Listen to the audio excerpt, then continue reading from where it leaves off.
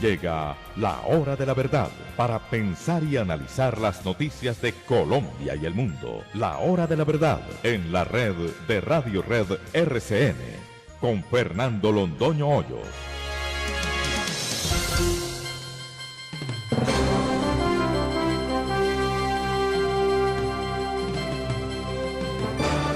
Muy buenos días.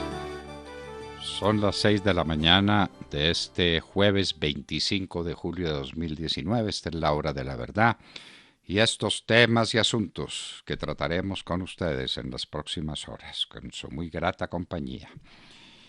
Hoy hace 200 años, en las horas de la tarde, en los campos de Boyacá, en las vecindades de Paipa, se libró la batalla decisiva por la independencia de Colombia. Una batalla que estuvo 2 veces perdida y 2 veces ganada por la bravura de nuestros combatientes. 2 grandes de ellos, venezolanos ambos, Juan José Rondón, Lucas Carvajal, con cargas de caballería, lograron salvar la patria en aquellas horas culminantes de nuestra lucha por la independencia. ¿Cómo es el lío con la Ruta del Sol? Que no hemos podido entender porque nadie lo explica suficientemente. Con todo respeto se ha dicho, principiantes en estas materias, dando lecciones de derecho administrativo y de contratación administrativa, son una cosa muy complicada. Estamos adelantando en las investigaciones por nuestra cuenta. Les presentaremos a ustedes conclusiones a una pregunta fundamental. ¿Por qué el gobierno del presidente Santos no declaró la caducidad del contrato con el consorcio constructor? La herramienta fundamental que tiene el Estado con respecto al contratista, la cláusula exorbitante por excelencia, decimos los expertos en esa materia, es la declaratoria de caducidad. Es el poder que el gobierno tiene, la entidad contratante del gobierno, de decir que el contratista ha incumplido, que da por terminado el contrato y que los perjuicios que causa esa terminación anticipada son por cuenta del contratista. ¿Por qué no hizo eso el gobierno de Juan Manuel Santos? Vamos a llegar hasta el fondo del asunto, se los prometemos. Los 7 billones de dinero para la salud. Hablaremos hoy con una persona que es fundamental en estos temas, el superintendente de salud, el doctor Fabio Aristizábal Ángel. Los 7 billones de pesos que vamos a poner los colombianos para arreglar el tema de la salud, ¿es dinero que estaba perdido o es dinero atrasado que se va a recuperar? Porque si es dinero perdido, la pregunta es ¿por qué de aquí en adelante no se va a perder más dinero? Es decir, ¿qué ha cambiado con esta inyección de recursos para que no se sigan perdiendo más en el futuro? Queremos entenderlo y el doctor Fabio Aristizábal es una persona enormemente capaz y muy precisa en sus conceptos. Bencos Biojó, un bandido como hay pocos sobre la faz de la tierra. Este hombre fue definitivo en la masacre de Bojayá. 75 personas asesinadas cuando se refugiaban en la iglesia pidiendo clemencia. De ellos, 48 niños, a los que quemaron vivos. Esta atrocidad que tal vez no tenga parangón en la crueldad de las guerras modernas, la premia el Estado colombiano llevando a este grandísimo asesino del Bencos Biojó al Congreso de la República. Una de las imágenes más duras que hemos tenido que presenciar es este hombre, el que quemó vivos 48 niños y otras 37 personas humildes que pedían clemencia desde una iglesia. Este hombre es senador de la República sin pagar un día de cárcel. La dramática sesión con el fiscal Robert Miller. Cristina Londoño nos tiene la historia. Nosotros diríamos que vísperas de mucho, día de nada o día de muy poco. El pueblo americano asistió a estas declaraciones como asiste a un partido final de las ligas de béisbol o un partido final del campeonato de básquetbol. Todos pendientes. ¿Qué pasó? Nos lo contará Cristina. Fue mucho más la víspera que el día mismo. Los cheques de Santos. Demar Córdoba nos hablará de este tema. Y nosotros nos preguntamos además, ¿y qué pasó con los contratos de Villaveses por orden de Martín Santos? Esta es una denuncia que ha hecho el expediente y eso no se puede quedar en la mitad de la nada. Un amigo de Martín Santos, por obra de Martín Santos, escogido a dedo como le dio la gana, ejecutó obras por 40.000 millones de pesos. ¿Cuánto se ganó? ¿Cuál fue el control que hizo el Estado? ¿Qué fue lo que pasó? ¿Y cómo es que el hijo del presidente es el que designa quiénes son los contratistas en Colombia?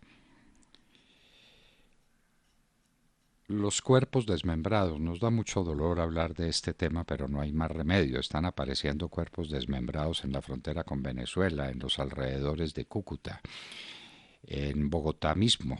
¿Esto qué está sucediendo? Nos trajimos las casas de pique de Buenaventura para otros lugares. ¿Pero qué es este horror, por Dios? A una persona que salió de aquí de Colombia la cogieron en Venezuela con un saco en el que llevaba 3 cabezas de seres humanos. Dios mío, ¿esto qué es? ¿A qué estadios regresamos de barbarie primitiva? El efecto suspensivo de la ley retroactiva de segunda instancia. Este fue un parágrafo que le metieron ahí sin que uno sepa por qué. Porque la ley no tiene por qué meterse en temas que son del resorte de las autoridades judiciales que están adelantando un proceso penal. Eso es obvio. Si concede o no concede la libertad al sindicado, libertad que puede ser limitada, inclusive antes de que se inicie el juicio mismo, libertad que puede ser eliminada dentro del juicio mismo o en cualquier estadio. Pero ese es un tema de los jueces de ejecución de penas y medidas de seguridad y no del legislador. En buena hora retiraron ese proyecto para volverlo a presentar porque Colombia tiene que ponerse al día con la legislación mundial, con los tratados internacionales. Aquí tiene que haber segunda instancia y la segunda instancia es esencialmente retroactiva en cuanto que es norma permisiva o favorable para el reo.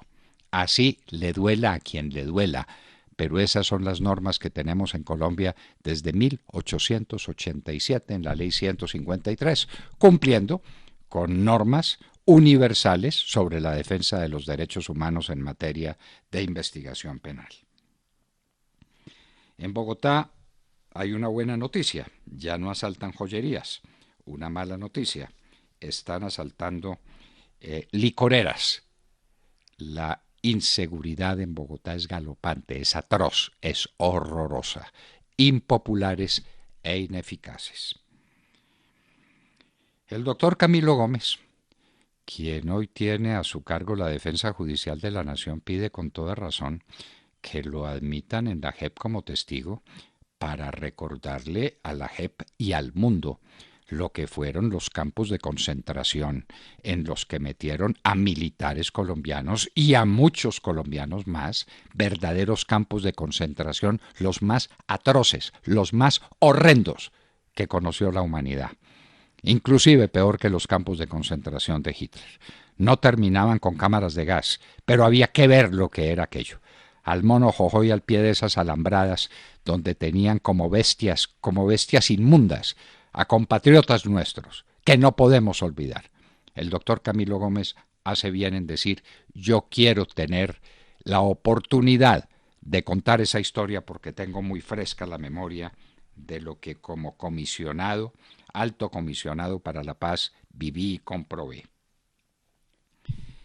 Pena de muerte en China por delitos sexuales. En Colombia, perdón y Congreso. Esa es la diferencia de tratamiento que le estamos dando a estas conductas. El presidente se va para la China, o se está yendo para la China, o se fue para la China, uno no sabe en qué estadio se encuentra esa visita, y se va a traer presos de allá para acá, como si nos faltaran. Pero la diferencia de tratamiento aquí y allá al narcotráfico y a los delitos sexuales es brutal.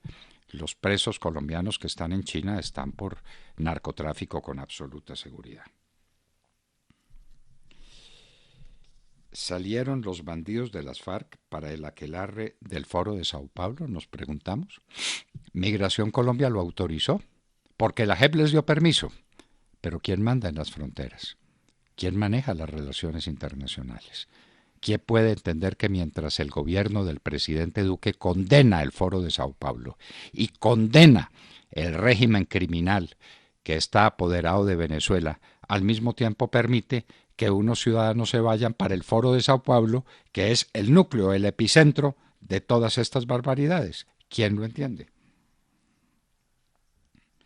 Nadie ha reparado en la providencia del Tribunal de Cundinamarca sobre la carrera séptima. Es que era nula la acción porque no había sido notificada a los diseñadores del proyecto. Vaya, vaya, vaya. Esto es lo más folclórico que hemos oído nunca. Hoy jueves, se decide la suerte de Sánchez en España. Hoy tratará por última vez de formar un gobierno, de tener mayorías, y si no la logra, tiene que convocar a nuevas elecciones. No se ha hablado mucho de esto en las últimas horas, pero nosotros sí estamos pendientes de lo que ocurra en España, y como allá nos llevan 7 horas de diferencia, estamos en momento crucial de la suerte del gobierno de Sánchez. Apareció otra niña de 12 años, violada y muerta. Dios mío, ¿será que tenemos que seguir soportando esto? Estas noticias se pueden dar en Colombia. Hay una nación sobre la tierra que aspire a ser una nación civilizada donde estas cosas puedan suceder.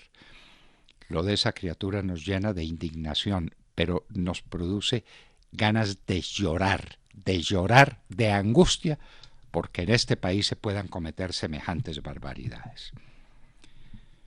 Rosselló se va el 2 de agosto.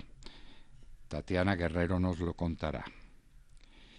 Un juez de los Estados Unidos ha dicho que no se pueden restringir solicitudes de asilo a la gente que viene del sur, en contra de las decisiones de Trump. A propósito, tenemos lo que dijo Ronald Reagan cuando se estaba despidiendo de su mandato sobre los migrantes y sobre la migración.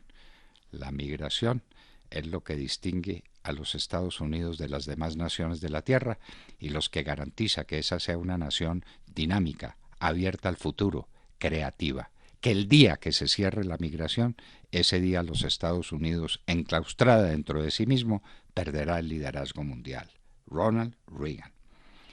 Mario Vargas Llosa en Bogotá, haciendo un alto elogio de la democracia y condenando eso que existe en Venezuela, que es la peor de las autocracias, allá donde mandamos a 2 bandidos de las FARC para que representen a Colombia. El punto de vista de la izquierda, del comunismo de Colombia, autorizado por la JEP y por el gobierno de Colombia. Cali cumple 483 años. Cali bella. Un abrazo para Cali y todos los caleños. Macaco pide cupo en la JEP. Ojo, ¿con qué se va a venir Macaco? ¿Cuál es la verdad, entre comillas, de Macaco para conciliarse con la JEP y para que le den casa por cárcel y para desquitarse de quien lo tuvo preso en los Estados Unidos durante 11 años, es decir, del presidente Álvaro Uribe? Esto es una celada contra Álvaro Uribe organizada por la JEP con estos bandidos paramilitares. Trump vetó la decisión del Congreso de los Estados Unidos para impedir la venta de armas a Saudi Arabia. Es una de las potestades más duras que tiene el presidente de los Estados Unidos, esta de vetar decisiones del Congreso. Finalmente, ¿qué? Que se le venderán las armas a Arabia Saudita.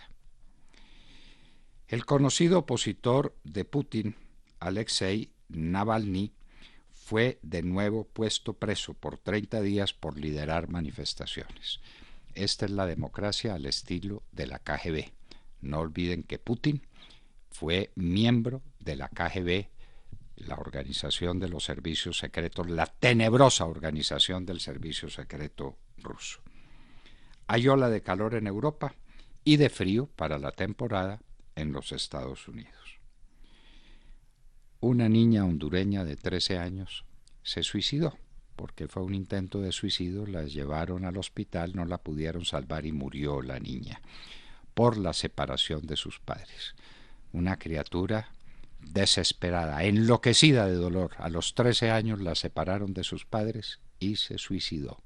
Esto clama justicia, por lo menos ante Dios. ¿Cómo va el apagón en Venezuela? Tenemos la noticia de que hay operación parcial del metro de Caracas y hay lugares de Venezuela donde no ha vuelto la luz. El Guri está en sus estertores. Venezuela se queda sin luz. Hasta eso se robaron estos malditos.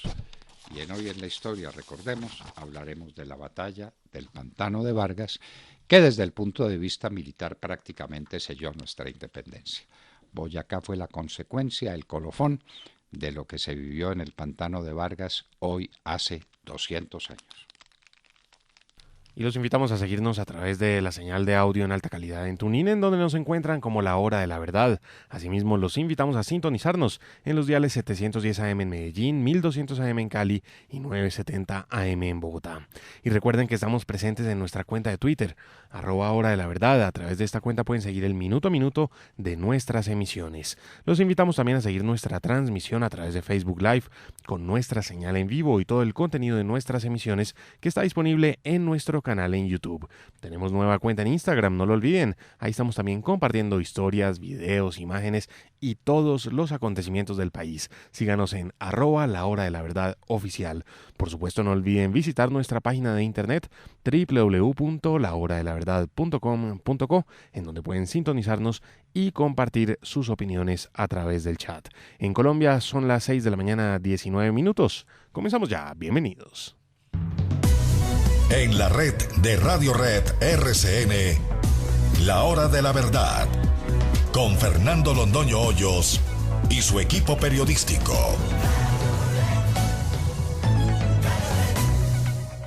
Esta canción suya, Mi novia se me está poniendo vieja. ¿Quién es esa novia? Su madre. Un homenaje a la madre de Ricardo Arjona, sin duda el más grande de los artistas de Guatemala y uno de los mayores de toda América. Mi novia se me está poniendo vieja. Qué ternura y qué hermosura de canción es esa, de Ricardo Arjona. Con esa canción tan bella saludemos la mañana. Cristina Londoño.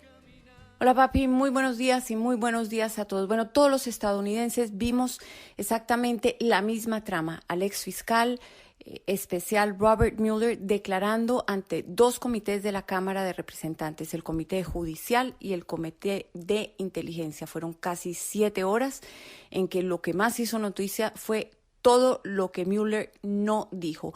En casi 200 ocasiones, 198 ocasiones para ser exactas, no contestó, o porque se trataba de una investigación que todavía estaba en curso, o porque simplemente le decía a los legisladores, tanto republicanos como demócratas, que se refería a lo que aparecía en el informe. Recordemos que él fue a declarar obligado por una orden judicial, porque él había dicho que su testimonio estaba en esas 448 páginas del informe que entregó en abril. Recordemos que él estaba investigando si la campaña del presidente Trump conspiró con Rusia para influenciar en las elecciones presidenciales a favor de Trump. Mueller en su reporte dice que Rusia sí trató de intervenir en las elecciones presidenciales, que lo hizo de una manera problemática y sistemática, preocupante para este país, pero que no encontró evidencia de que la campaña Trump había conspirado con Rusia.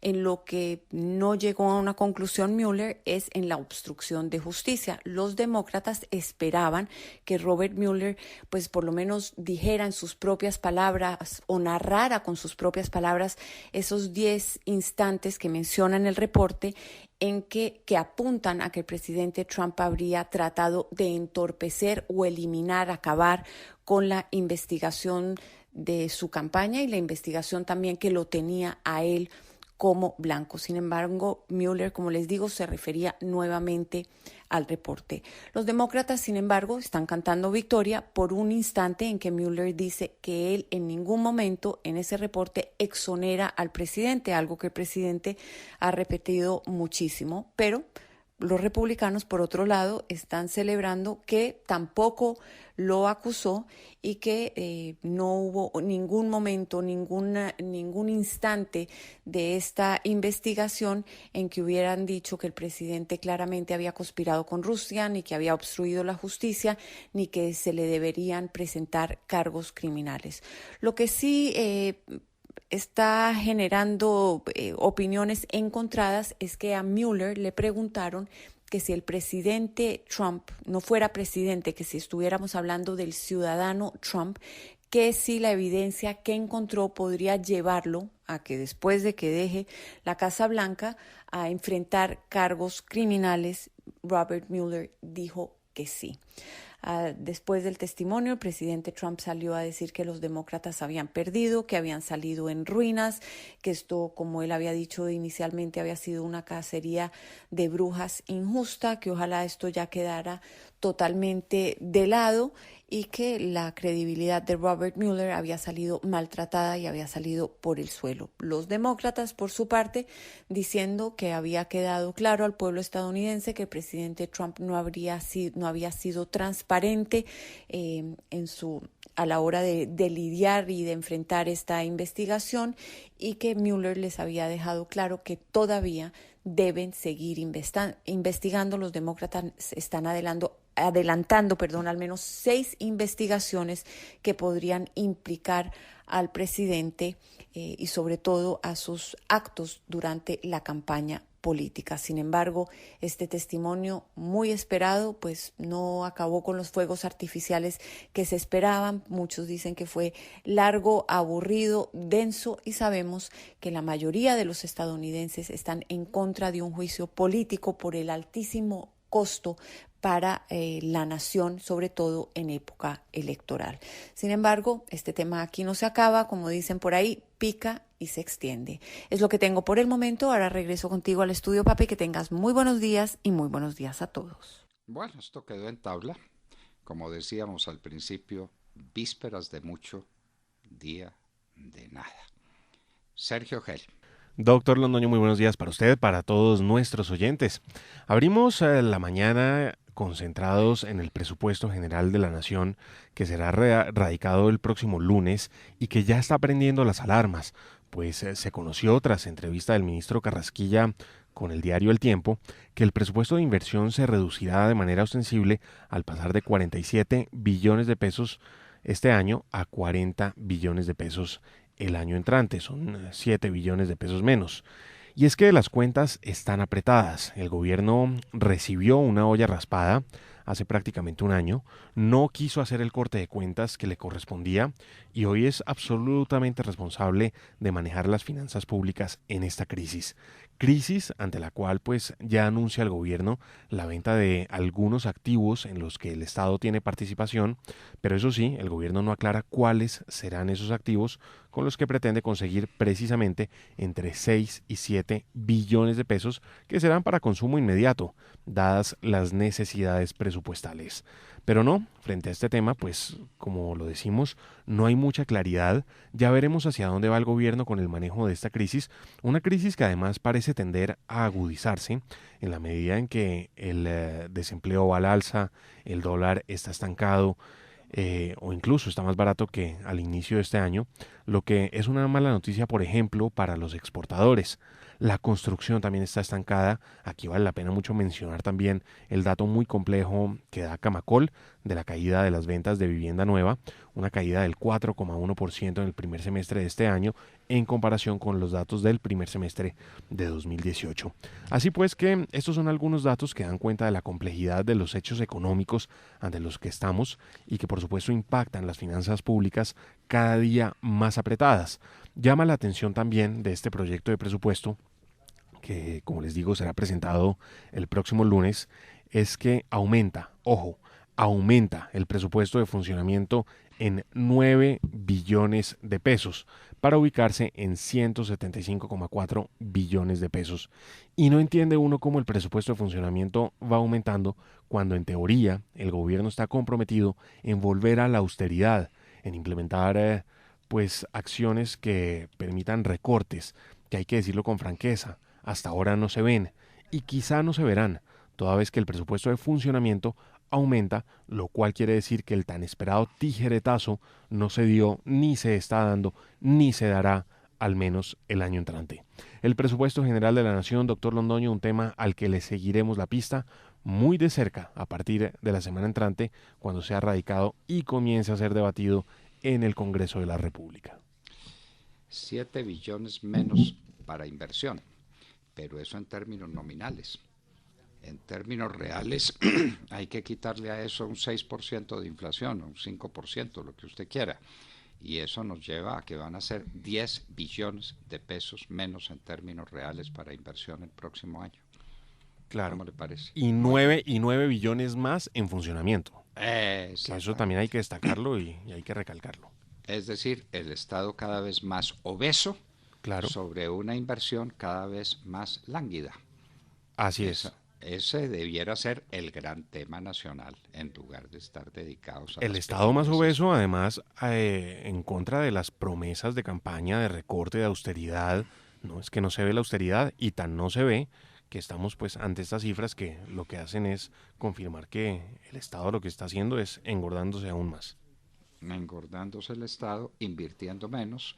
Este es el gran tema que debiéramos estar discutiendo. Estamos ocupados en otras nimiedades. El gran tema de este semestre es el presupuesto para el año entrante y la ejecución de presupuesto para este año, que ya nos dijo Carrasquilla que tenía un hueco muy grande que iba a tratar de tapar con la venta de las participaciones del Estado en muchas sociedades.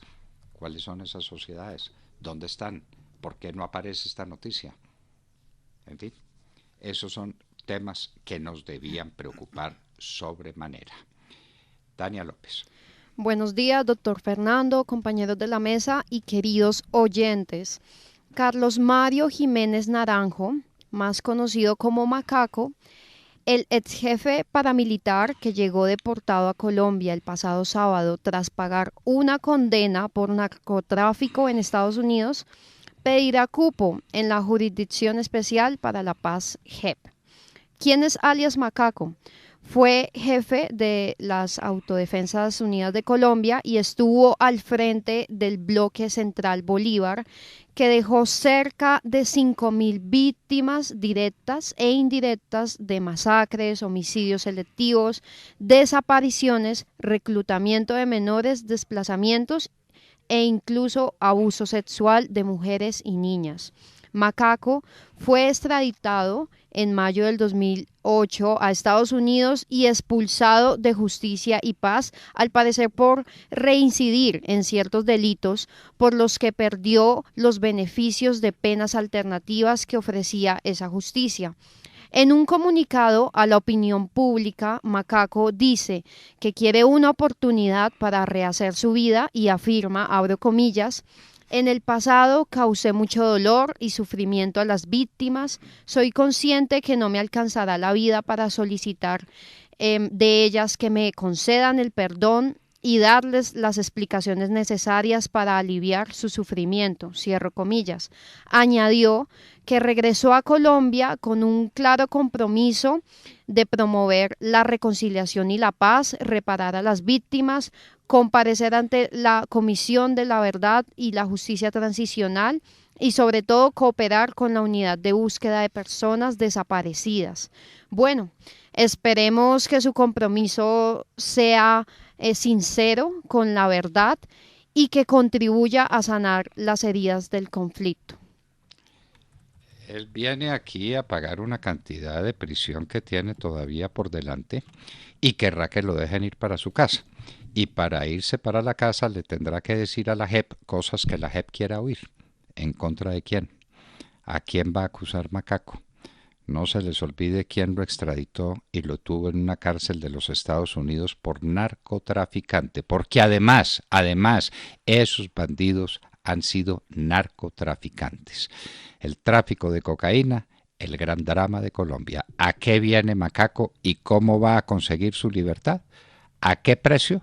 ¿Con cuáles verdades suyas? Es decir, ¿con cuáles mentiras para atacar a las personas que le hicieron frente y que lo derrotaron?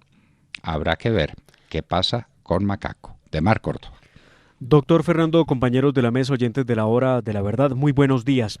La periodista Vicky Dávila de la W logró obtener copia de documentos supremamente importantes que aportó Andrés San Miguel Castaño, representante de Gistic Logistic Soluciones Integrales, socio de Esteban Moreno. Estos nombres les suenan a ustedes porque son vinculados directamente al escándalo de corrupción donde Odebrecht pagó coimas para apoyar la campaña de reelección de Juan Manuel Santos y quedarse con jugosos contratos en el país, entre otros, claramente, la de Ruta del Sol. De acuerdo con la investigación, Esteban Moreno tenía un vínculo con Odebrecht y realizó un pago a la empresa RGQ Logistic, demostrando un vínculo entre las dos compañías que al parecer habrían sido utilizadas para favorecer la campaña presidencial de Juan Manuel Santos en el año 2014. Andrés San Miguel Castaño, representante de Gistic Logistic Soluciones Integrales, aseguró que recibió 3.894 millones de pesos destinados del consorcio liderado por Odebrecht a la campaña de Santos presidente 2014. Las transacciones se comprobarían a través del rastro que se logra del movimiento bancario que, según San Miguel, avala en su versión sobre el dinero proveniente de Odebrecht, consignado a la cuenta suya, a la de la empresa, y proveniente de un negocio ficticio para la Ruta del Sol, dinero que terminaría en el bolsillo de la campaña de Santos.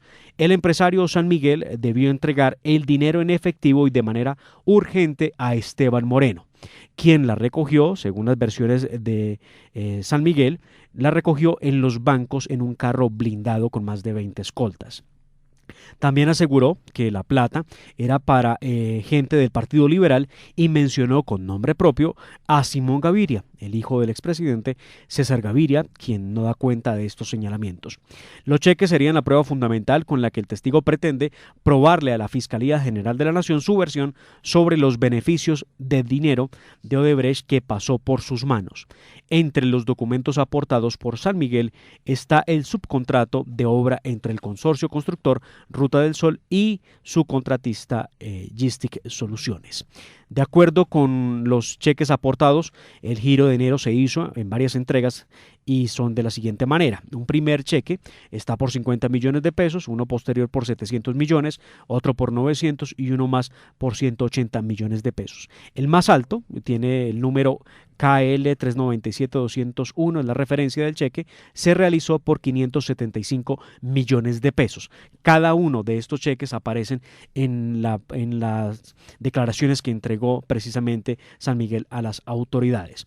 Este dinero, según San Miguel, fue consignado a la cuenta de su empresa y posteriormente retirado para entregarlo en los carros blindados, como les decía a ustedes, fuertemente escoltado, con la finalidad de inyectarle los recursos a la campaña de reelección presidencial de Juan Manuel Santos.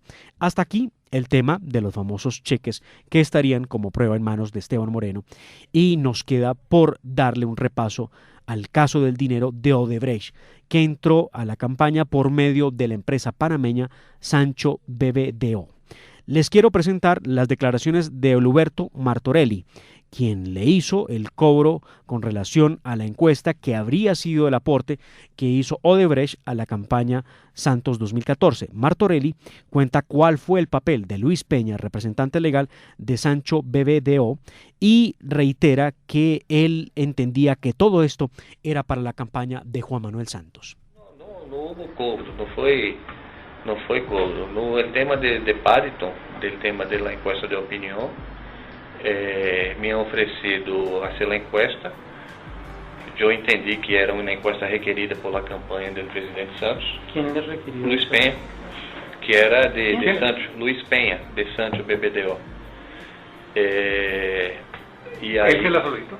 hã? ¿Él se la solicitó?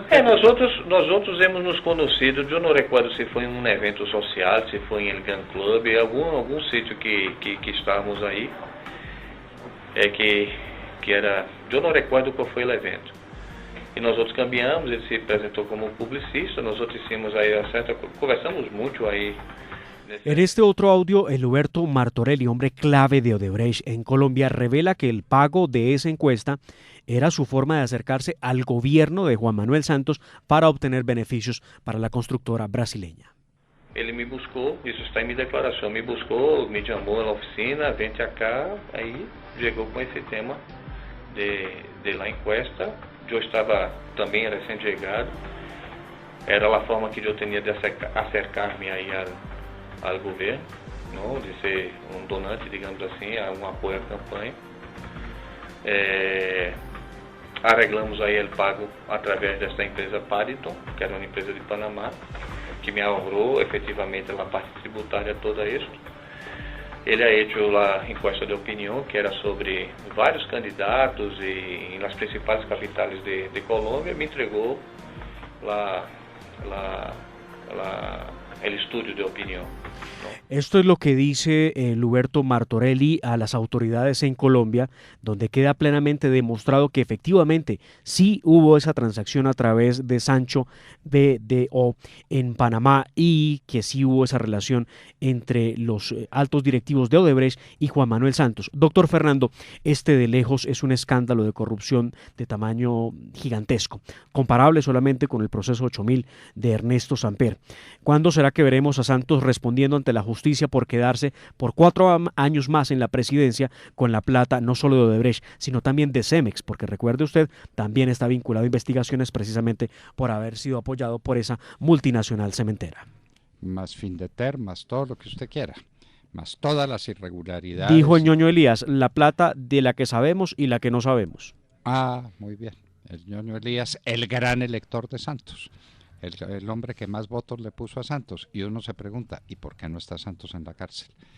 4 presidentes del Perú han terminado en la cárcel y uno se tuvo que suicidar o se suicidó desesperado por la verdad que lo perseguía. 4 presidentes. En Colombia no pasa absolutamente nada. ¿Por qué será? ¿Por qué será? Nos vamos a hablar con Tatiana Guerrero. Buenos días, doctor Fernando, compañeros y a toda nuestra querida audiencia. Tras 11 días de protestas masivas en las calles y sentirse acorralado y solo, Ricardo Rosselló renuncia como gobernador de Puerto Rico. El gobernador se irá el próximo 2 de agosto tras completar apenas 2 años y medio de su mandato. La unión hace la fuerza, y fue así. La marcha que marcó la historia de ese país se realizó el pasado lunes, donde participaron al menos unas 500,000 personas, entre ellos varios influyentes artistas musicales como Ricky Martin y Bad Bunny. Rosselló deja el poder luego de que en la red social Telegram se filtraran varias páginas de un chat, una conversación privada de él con varios de sus más cercanos funcionarios, donde se podía leer comentarios homofóbicos, discriminatorios y de burla hacia las víctimas del huracán María. Este escándalo es conocido mundialmente como el Telegram Gate. En las conversaciones también se discutían asuntos de política pública y de perseguir a políticos de la oposición y funcionarios federales. A este escándalo también se suma el arresto por parte del FBI a la exsecretaria de Educación Julia Kelleher, quien Rosselló consideraba una funcionaria modelo dentro de su administración, y el de la exdirectora de la Administración de Seguros de Salud, Ángela Dávila, implicadas en escándalos relacionados con corrupción. El gobernador anunció que la secretaria de Justicia, Wanda Vázquez, asumirá la gobernación una vez él salga del poder. Las próximas elecciones generales en Puerto Rico se realizarán en 2020. Muy bien, Rosselló se cayó y caído se queda. El 2 de agosto se va Rosselló. En otros países sí pasa mucho con estos escándalos de corrupción y el pueblo es capaz de dar al traste con ese gobierno. En Venezuela no ha sido posible porque si sale la gente, viene el Papa a decir que él prefiere el diálogo. Entonces con el diálogo ahí está Venezuela sufriendo lo que está sufriendo. Y en un minuto estaremos con el representante a la Cámara por el Centro Democrático, Generación del 14, Cristian Garcés, y hablaremos después de los deportes. 6:44 de la mañana. Escuchan La Hora de la Verdad.